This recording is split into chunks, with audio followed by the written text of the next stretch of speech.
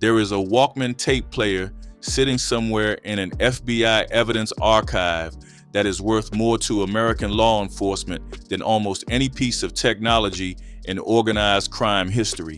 Not because of what it played, because of what it recorded. For more than 2 years, inside the prison yard of the Federal Correctional Institution in Milan, Michigan, a man named Frank Calabrese Jr. walked and talked with his father and let him brag. His father was Frank Calabrese Sr., known in the streets as Frankie the Breeze, crew boss for the Chicago outfit's Chinatown operation, personally responsible for 13 murders, made member of the most powerful organized crime syndicate in American history outside of New York. He bragged about the murders, he bragged about the beatings, he bragged about who had done what and why and how, things the FBI had been trying to prove for decades, things sitting in cold case files since the 1970s. Frank Jr. recorded every word with a wire hidden in a Walkman tape player in a prison yard while his father slept somewhere in the same building. Before any of that, there was a letter. July 27, 1998. Frank Jr. sat in his cell at the same facility and wrote directly to the Federal Bureau of Investigation. Not to his lawyer, not to a family member, to the FBI. He did not ask for immunity. He did not ask for a deal. He did not ask to have his own sentence reduced. He wrote 7 words that started the most consequential mob prosecution in the history of Chicago organized crime. This is no game. What followed 9 years later was a federal trial that solved 18 unsolved murders, convicted 5 of the most powerful men in the Chicago outfit, handed out multiple life sentences, and put the man who had taught Frank Jr. everything he knew about the criminal world in a federal medical center where he died on Christmas Day, 2012, at 75 years old. His son put him there. This is that story. July 27, 1998, Milan, Michigan, Federal Correctional Institution. A man sits in his prison cell and writes a letter. He is not writing to a lawyer. He is not writing to a family member. He is writing to the Federal Bureau of Investigation. The letter is unsolicited, unprompted, sent without warning, and it begins the most consequential mob prosecution in the history of Chicago organized crime. The man writing the letter is Frank Calabrese Jr. He is serving time for racketeering and loan sharking. So is the man in the cell down the corridor from him, or somewhere else in the same federal facility in Michigan. That man is his father, Frank Calabrese Sr., known in the streets and in the federal court record as Frankie the Breeze, crew boss for the Chicago outfit's Chinatown operation, made member of the most powerful organized crime syndicate in American history outside of New York, a man who dropped out of school in the 4th grade and who prosecutors would eventually prove was personally responsible for 13 murders. Frank Jr.'s letter was direct. This is no game. I feel I have to help keep this sick man locked up forever. He did not ask for immunity. He did not ask for a deal. He did not ask to have his own sentence reduced. He asked the FBI to meet with him in person so he could give them information about his father's crimes, the business activities of the Chicago outfit's street crews, and the murder of a man named John Ficarrata. He was offering to help the federal government destroy the organization that had defined every year of his adult life, and he was doing it from inside a prison cell while his father slept somewhere in the same building. That letter started Operation Family Secrets.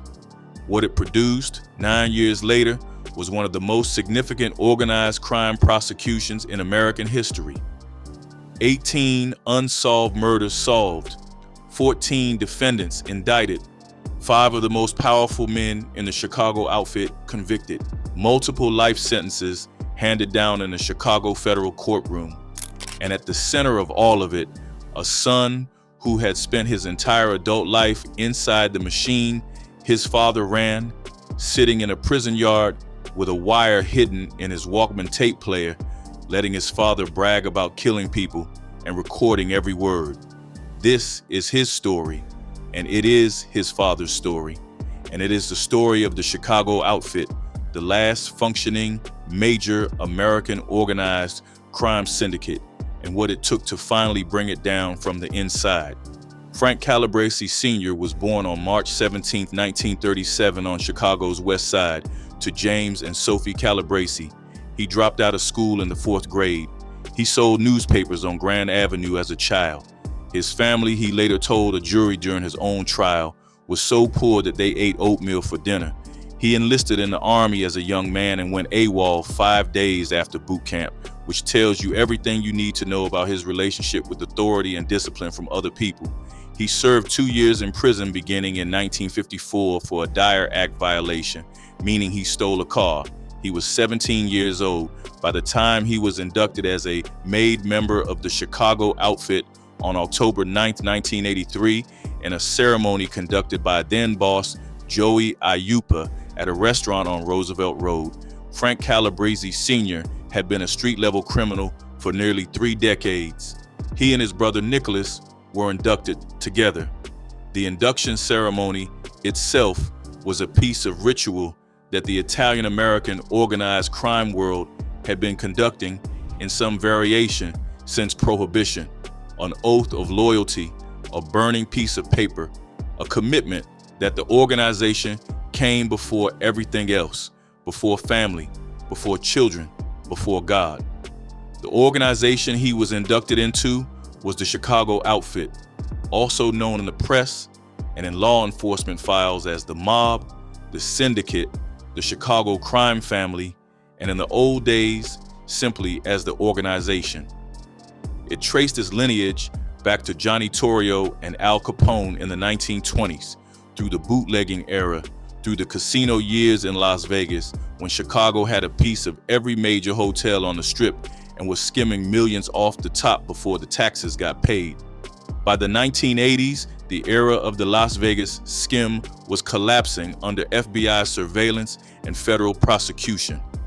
But the outfit was still running loan sharking, gambling, labor racketeering, and the kind of quiet, persistent extortion that had been its operating model for 60 years.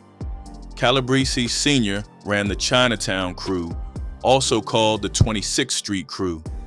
He reported to Angelo LaPietra, known as the Hook, the crew's ultimate boss. His operation was built around juice loans, what the rest of the world called loan sharking, lending money at interest rates between 1% and 10% per week, and then using violence to collect. Federal government estimates put the gross revenues of Calabrese's crew at more than $2.5 million. His instruction to his crew members was simple: do anything you have to do.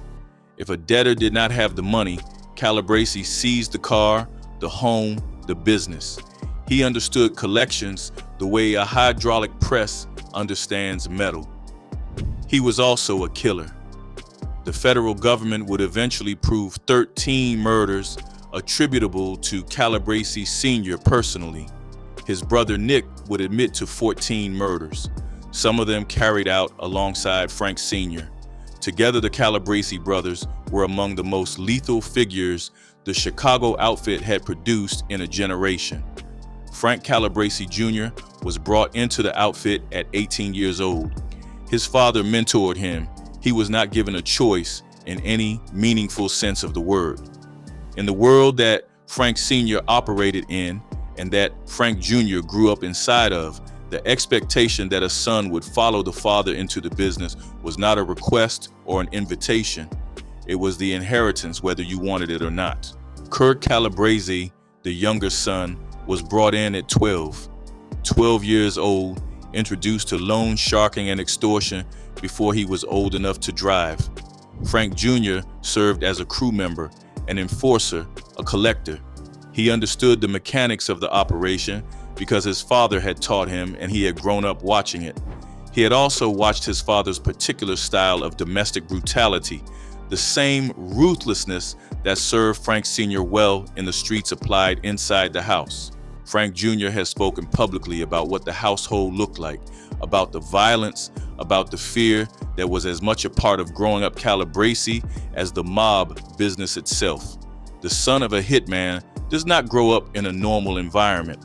The skills Frank Sr. demonstrated in the course of his criminal career, the ability to use fear and violence as management tools, the indifference to other people's suffering, the comfort with doing whatever was required to achieve an outcome, those qualities did not stay in the street.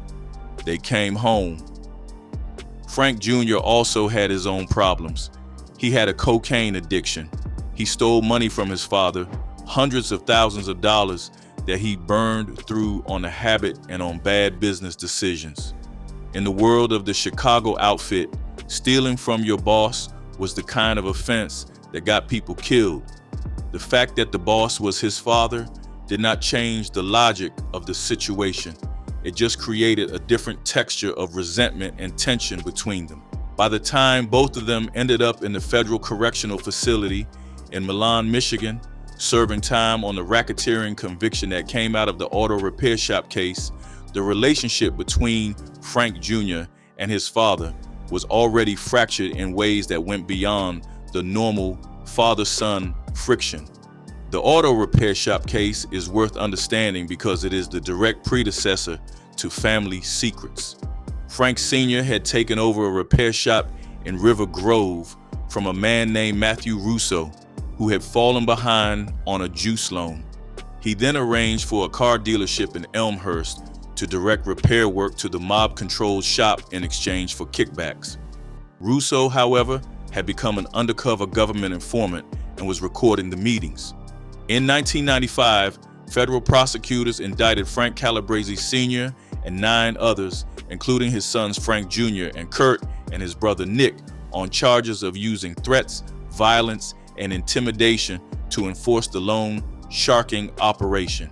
Frank Sr. received a sentence of 114 months. Frank Jr. was sentenced to 57 months. They ended up in the same federal facility in Michigan. That proximity, which from the government's perspective represented a successful prosecution of the Calabrese loan sharking operation, turned out to be the most valuable investigative circumstance the FBI could have imagined. The son who had grown up inside the machine, who knew everything about how it worked and who had done what, was now in the same building as the father who had run it, serving concurrent sentences with the specific and complex hatred that only a family member can generate sitting between them. And Frank Jr. had time to think. The letter he wrote on July 27, 1998 was extraordinary in the specifics of what it offered and what it did not ask for. He did not want immunity. He did not want a deal. He did not want time off his sentence. He wanted help keeping his father locked up forever. The language in the letter, "This is no game. I feel I have to help keep this sick man locked up forever," is the language of a man who has made a decision based on something other than self-interest. He had calculated that of the available futures in front of him, the one where his father got out and they had to face each other in the street again was the worst one. One of us is going to wind up dead, or one of us is going to wind up in jail, he said later in his ABC Nightline interview. He chose the jail option for his father. FBI Special Agent Tom Bourgeois received the letter and opened the investigation. Bourgeois' first interview with Calabrese Jr. produced enough information to warrant presenting the case to a grand jury, according to the account Frank Jr. gave in his book. Assistant U.S. Attorney Mitch Mars, the chief of the Chicago Organized Crime Section, was brought in. The investigation began to assemble around the Fecarota murder, where DNA evidence was already connecting Frank Sr. to the 1986 killing of John Fecarota, a mob enforcer whose death had been arranged by the outfit's leadership. Nick Calabrese, Frank Sr.'s brother, was later confronted with that DNA evidence, which prompted him to become a cooperating witness as well. When Bourgeois asked Frank Jr. whether he would wear a wire in the prison yard, Frank Jr.'s initial answer was no. He would work with the FBI. He would give them intelligence. He would meet with them, but he would not wear a wire and he would not testify in open court. He was worried about what his father could smell. Frank Sr. had spent decades in the Chicago outfit learning how to detect informants, how to read people, how to know when someone was working against him. He was good at it. Frank Jr. knew exactly how good his father was at it. He told Bourgeois that if he gave the FBI information, but his father got lucky and walked, that outcome was not acceptable. He needed something airtight. He eventually changed his mind about the wire, not because the FBI convinced him to, but because he thought it through and concluded that the only way to ensure the outcome he needed was to give the government something his father said in his own voice on tape about his own crimes. The FBI placed a wire in his portable Walkman tape player. For more than 2 years, in the prison yard and in the recreational facilities of the Federal Correctional Institution in Milan, Michigan, Frank Calabrese Jr. walked and talked with his father and let him brag. His father taught him the technique himself years before. "You want to get a man to talk?" Frank Sr. had told his son. "You either feed him a lot of liquor or you get him mad." There was no liquor in federal prison, so Frank Jr. got his father mad. He framed the conversations as working on the relationship as father and son processing history and grievances. Frank Sr. talked. He talked about murders. He talked about who had done what and why and how. He talked about things the FBI had been trying to prove for decades, things that had sat in the unsolved files of the Chicago Violent Crimes Unit for 20 years and more. Frank Jr. recorded it all. By 2002, Nick Calabrese, Frank Sr.'s brother, had also agreed to cooperate with the government. Nick's cooperation was the second seismic event in the construction of the family secrets case. Nick Calabrese was a made member of the Chicago outfit, and he was the first made member of the Chicago outfit in the organization's history to become a government witness. That distinction matters. The outfit's version of Omerta, the code of silence that the Italian-American organized crime world had maintained for generations, had just been broken by a man who had participated in 14 murders and who was now willing to describe all of them in front of a federal jury. Nick Calabrese's testimony helped the FBI solve 18 murders. Some of those murders had been sitting in cold case files for decades. Russo, however, had become an undercover government informant and was recording the meetings. In 1995, federal prosecutors indicted Frank Calabrese Sr. and 9 others, including his sons Frank Jr. and Kurt and his brother Nick, on charges of using threats, violence, and intimidation to enforce the loan sharking operation. Frank Sr. received a sentence of 114 months. Frank Jr. was sentenced to 57 months. They ended up in the same federal facility in Michigan. That proximity, which from the government's perspective represented a successful prosecution of the Calabrese loan sharking operation, turned out to be the most valuable investigative circumstance the FBI could have imagined. The son who had grown up inside the machine, who knew everything about how it worked and who had done what, was now in the same building as the father who had run it, serving concurrent sentences with the specific and complex hatred that only a family member can generate sitting between them. And Frank Jr. had time to think. The letter he wrote on July 27, 1998 was extraordinary in the specifics of what it offered and what it did not ask for. He did not want immunity. He did not want a deal. He did not want time off his sentence. He wanted help keeping his father locked up forever. The language in the letter, "This is no game. I feel I have to help keep this sick man locked up forever," is the language of a man who has made a decision based on something other than self-interest. He had calculated that of the available futures in front of him, the one where his father got out and they had to face each other in the street again was the worst one. One of us is going to wind up dead, or one of us is going to wind up in jail, he said later in his ABC Nightline interview. He chose the jail option for his father. FBI Special Agent Tom Bourgeois received the letter and opened the investigation. Bourgeois' first interview with Calabrese Jr. produced enough information to warrant presenting the case to a grand jury, according to the account Frank Jr. gave in his book. Assistant U.S. Attorney Mitch Mars, the chief of the Chicago Organized Crime Section, was brought in. The investigation began to assemble around the Federal murder, where DNA evidence was already connecting Frank Sr. to the 1986 killing of John Federal, a mob enforcer whose death had been arranged by the outfit's leadership.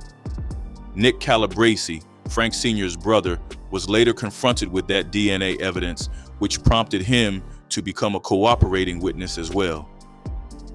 When Bourgeois asked Frank Jr. whether he would wear a wire in the prison yard, Frank Jr.'s initial answer was no. He would work with the FBI. He would give them intelligence. He would meet with them, but he would not wear a wire, and he would not testify in open court. He was worried about what his father could smell. Frank Sr. had spent decades in the Chicago outfit, learning how to detect informants, how to read people, how to know when someone was working against him. He was good at it. Frank Jr. knew exactly how good his father was at it. He told Bourgeois that if he gave the FBI information, but his father got lucky and walked, that outcome was not acceptable. He needed something airtight. He eventually changed his mind about the wire, not because the FBI convinced him to, but because he thought it through and concluded that the only way to ensure the outcome he needed was to give the government something his father said in his own voice on tape about his own crimes. The FBI placed a wire in his portable Walkman tape player. For more than 2 years, in the prison yard and in the recreational facilities of the Federal Correctional Institution in Milan, Michigan, Frank Calabrese Jr. walked and talked with his father and let him brag. His father taught him the technique himself years before. "You want to get a man to talk," Frank Sr. had told his son. "You either feed him a lot of liquor or you get him mad." There was no liquor in federal prison, so Frank Jr. got his father mad. He framed the conversations as working on the relationship as father and son processing history and grievances. Frank Sr. talked. He talked about murders. He talked about who had done what and why and how. He talked about things the FBI had been trying to prove for decades, things that had sat in the unsolved files of the Chicago Violent Crimes Unit for 20 years and more. Frank Jr. recorded it all. By 2002, Nick Calabrese, Frank Sr.'s brother, had also agreed to cooperate with the government. Nick's cooperation was a second seismic event in the construction of the family secrets case.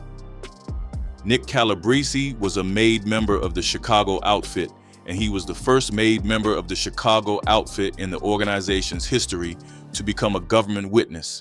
That distinction matters. The outfit's version of omerta, the code of silence that the Italian-American organized crime world had maintained for generations, had just been broken by a man who had participated in 14 murders and who was now willing to describe all of them in front of a federal jury. Nick Calabrese's testimony helped the FBI solve 18 murders.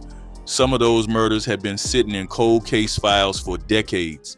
Some of the victims' families had been waiting since the 1970s and early 1980s for any kind of answer about what had happened to their relatives.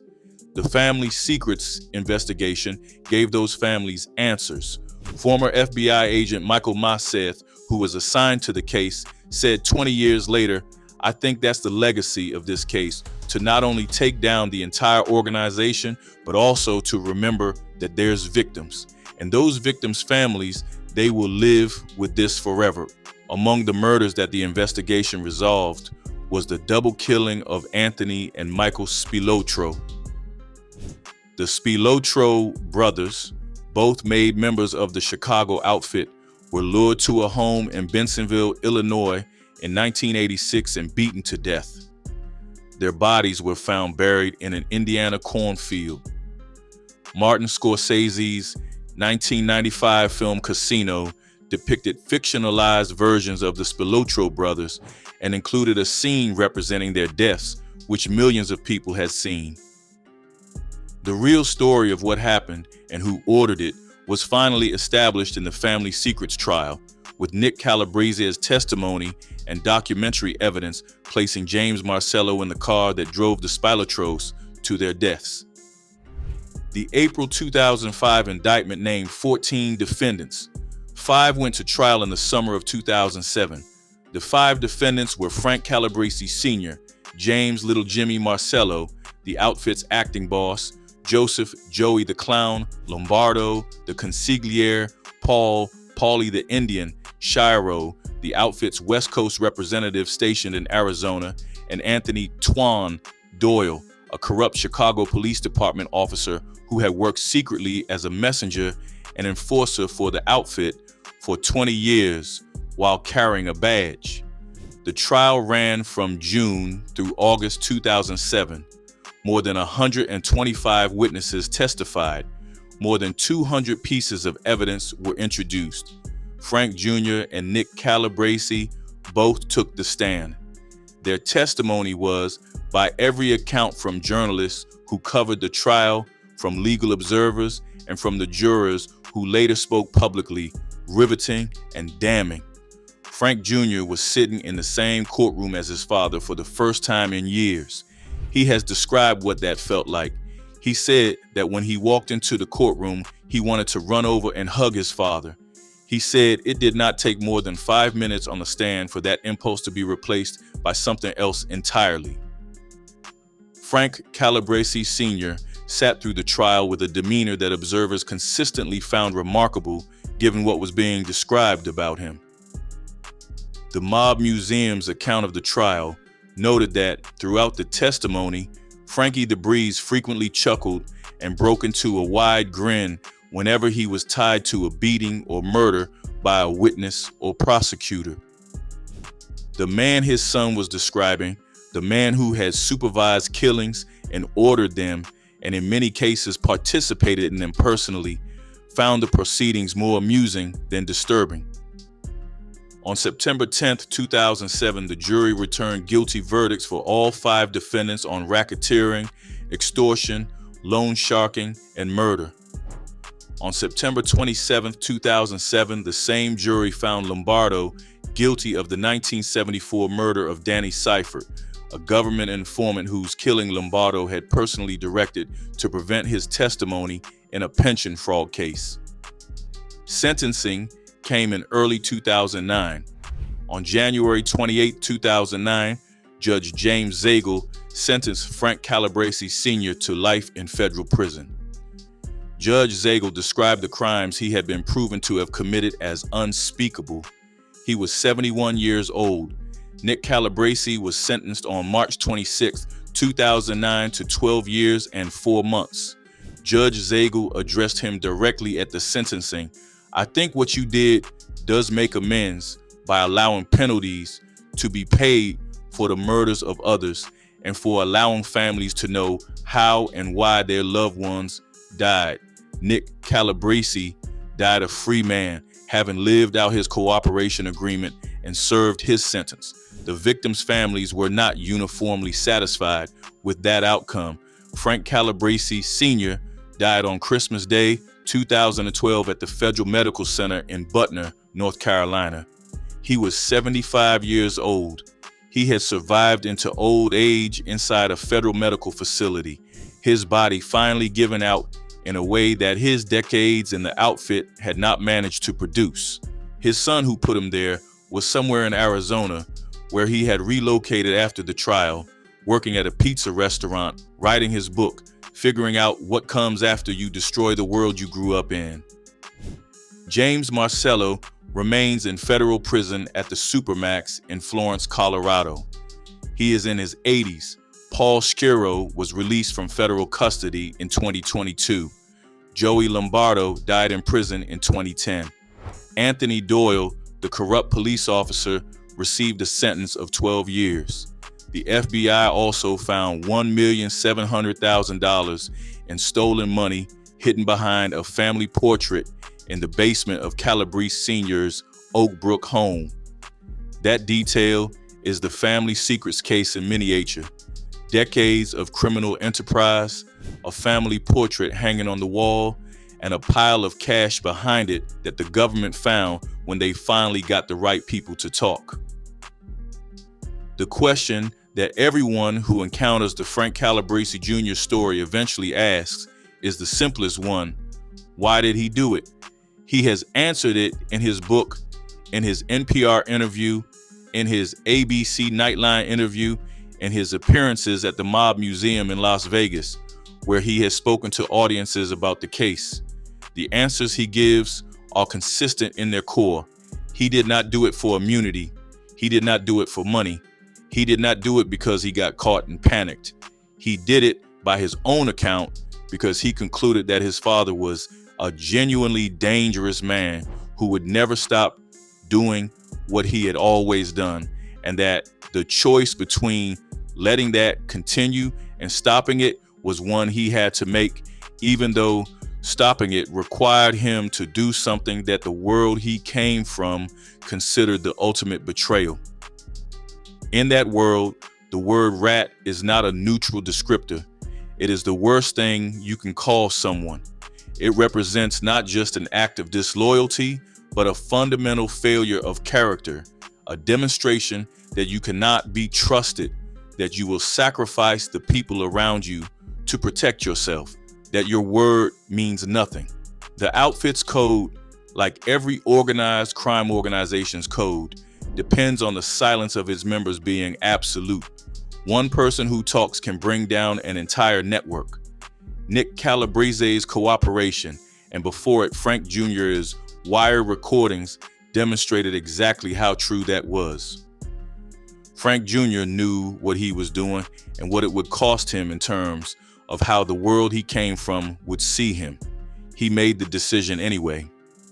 His book's account of the decision includes the question he asked himself as he thought it through. Was he doing this out of spite because his father had not taken care of him and Kurt financially after they served time? He searched his own motivations for that and concluded that he could not let it be about money or resentment. It had to be about something else, or it was not worth doing. What it was about, he concluded, was the fact that Frank Sr. was going to get out of prison eventually. And when he got out, one of two things was going to happen. Either Frank Jr. was going to be pulled back into the life, or something terminal was going to happen between them. The math of those options, calculated from inside a federal prison cell in Michigan, produced the letter of July 27, 1998. The legacy of Operation Family Secrets is measurable in several different dimensions. In terms of what it did to the Chicago outfit, it was catastrophic and irreversible. Chicago mob expert John Binder, who has written extensively on the outfit's history, said in the Fox 32 coverage of the case's 20th anniversary, "As far as I'm concerned, the Chicago outfit still exists, but it's a very reduced form of what it once was." The outfit was badly damaged by family secrets and also by the fact that the government has legalized much of their old business model: bookmaking, gambling, loan sharking in various forms through casinos and online platforms. The organization that once had direct connections to Las Vegas hotel skimming operations and labor union pension funds is now a fraction of what it was in Frank Calabrese Sr.'s heyday. In terms of what it did for the families of the murdered victims, it gave them answers that many of them had been waiting for since the 1970s. 18 murders, 18 sets of circumstances, 18 explanations that the families of the dead had not previously had access to. Judge Zagel's observation at Nick Calabrese's sentencing, that what he had done allowed families to know how and why their loved ones died, reflects something real about what the trial produced beyond the convictions and the sentences. In terms of what it did for Frank Jr. himself, the answer is more complicated. He moved to Arizona. He worked in a pizza restaurant. He wrote the book that detailed his experience and that has been reprinted more than 25 times since his first publication in 2011. He speaks at the Mob Museum in Las Vegas to audiences who are fascinated by the case and by the man who made it possible.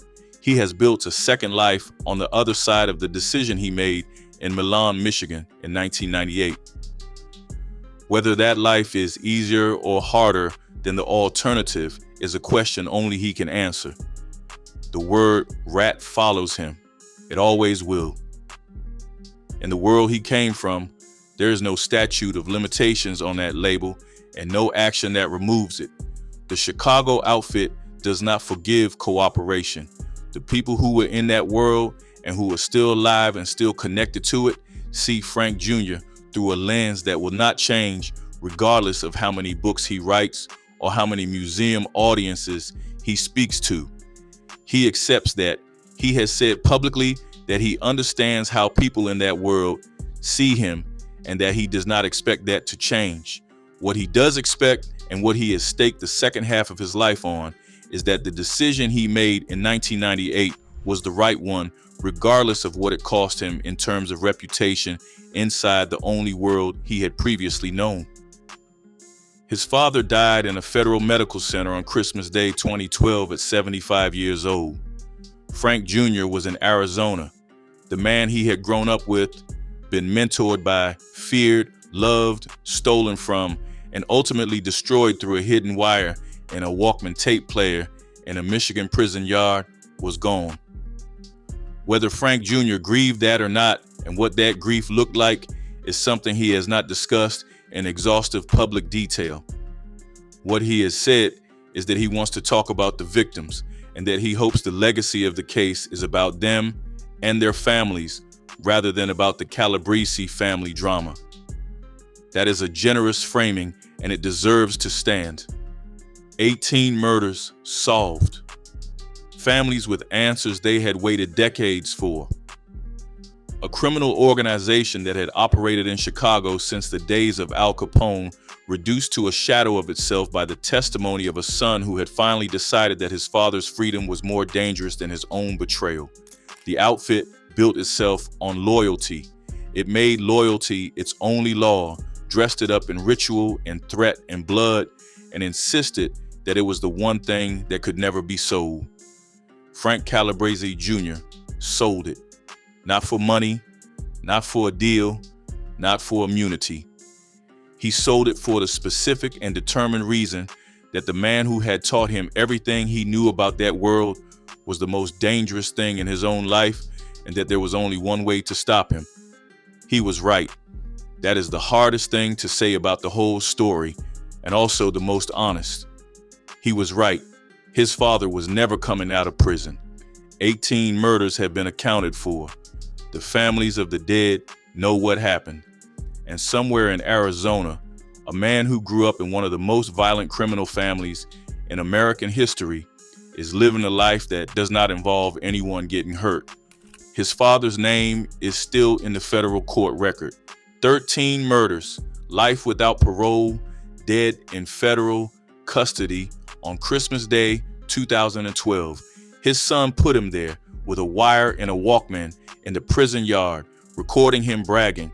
That is what the end of the Chicago outfit looked like. Not a shootout, not a dramatic federal raid, not a midnight arrest, a son and his father walking in a prison yard and one of them listening very carefully. There is a dimension of the family secrets case that the prosecution's success and the life sentences tend to obscure, and it is worth naming directly. The Chicago outfit did not operate in a vacuum.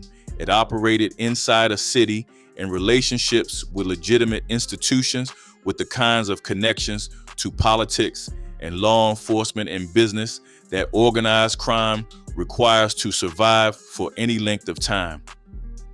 The outfit survived in Chicago from the 1920s through the 2000s.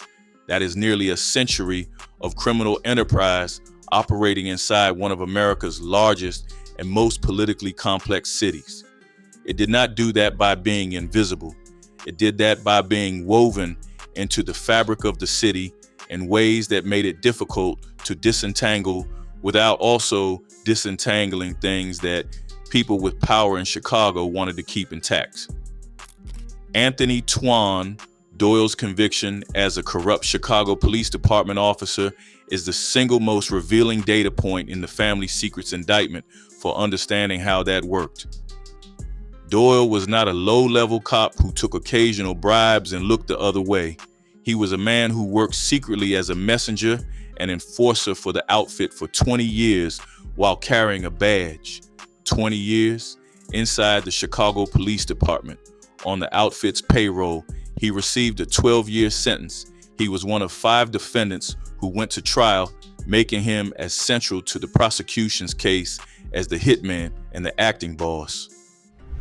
When the FBI found $1,700,000 in cash hidden behind the family portrait in Frank Sr.'s Oak Brook home, what they found was the physical residue of decades of extorted money flowing through an organization that had managed to maintain that operation despite law enforcement attention because it had law enforcement on its payroll.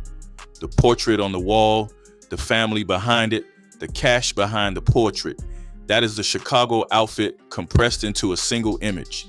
The legitimate surface, the criminal structure behind it, and the money, always the money, hidden in the literal walls of a house in the suburbs. Frank Jr. dismantled all of it. Not just his father, not just the Calabrese crew. The indictment that Operation Family Secrets produced took down the acting boss, the consigliere, the West Coast representative, a corrupt cop, and the single most prolific murder crew in the outfit's modern history. The FBI called it one of the most successful organized crime investigations they had ever conducted. That is a significant statement from an agency that had been investigating organized crime continuously since the Kefauver hearings in 1950. What Frank Jr. started with a letter from a prison cell in Michigan on July 27, 1998, the FBI formalized with a 43-page indictment in April 2005, prosecuted in a federal courtroom in Chicago in the summer of 2007, and finished with life sentences in January 2009. The whole arc took 11 years from letter to final sentencing. It involved 3 FBI agents, at least 1 assistant U.S. attorney who made the case his career, more than 125 witnesses, 200 pieces of evidence, and 1 Walkman tape player hidden inside a prison yard in Michigan. The Chicago outfit existed in some form for close to a century. It was brought low, finally, by a son who decided that protecting his father was no longer something he was willing to do, and who sat in that prison yard for more than 2 years, making sure the tape kept running. That is not the story of a rat. That is the story of a man who understood exactly what he had been part of and decided at significant personal cost to end it. Whether you call that courage or betrayal depends entirely on which side of the wire you think he should have stayed on.